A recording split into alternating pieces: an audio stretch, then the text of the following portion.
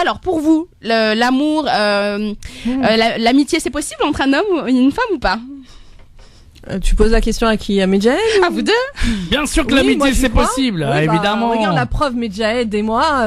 Et puis même, c'est- non, moi j'ai une collègue de boulot avec qui je c'est raconte, une histoire, on on va dire même fraternelle. Ouais, fraternelle. C'est plus que ami, c'est fraternel. Tout à fait, C'est ouais. comme un frère. Donc oui. Exactement. Alors, en fait, comment vous expliquer les mécanismes pour être simple? Comme je le disais tout à l'heure, le désir, il naît de la différenciation avec l'autre. Il est différent de moi, il vient m'apporter quelque chose, il peut me combler par rapport à quelque chose, et c'est ce vide qu'il vient combler qui va susciter en moi le désir. Et donc là, on va aller plus vers de l'amour.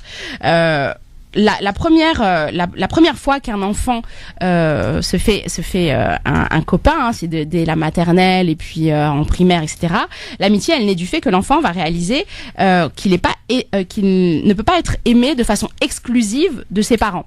C'est-à-dire qu'il se rend compte que il aime énormément maman, mais que maman, il faut la partager avec papa, mais que je peux aussi aimer papa comme j'aime maman. Et là, je vais me rendre compte, je vais réaliser que, en tant qu'enfant, que je ne vais pas continuer à porter un amour exclusif que pour mes deux parents. Il va se sociabiliser, il va rencontrer des pères et il va réaliser que finalement, il peut aimer d'autres personnes. D'ailleurs, il se rend compte que ses parents aussi aiment d'autres personnes.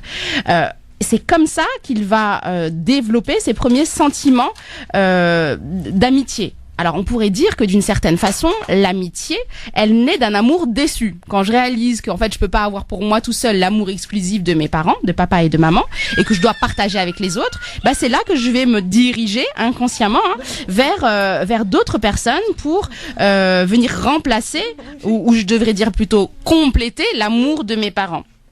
Alors, je vais essayer d'être très rapide sur un fait qui est très important, mais je pense que ça va éclairer nos auditeurs.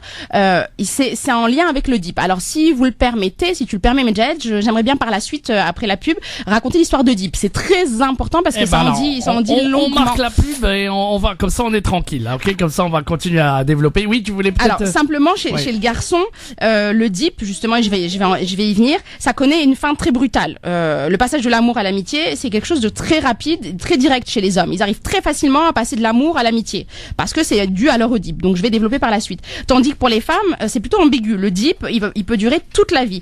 Donc elles auront tendance à préférer souvent couper de façon nette et radicale les ponts avec leur ex. C'est très compliqué pour une femme d'entretenir une relation amicale après une relation amoureuse parce que c'est lié à leur construction psychique et à leur façon de dépasser le DIP. Et je vais parler de le DIP après la page pub.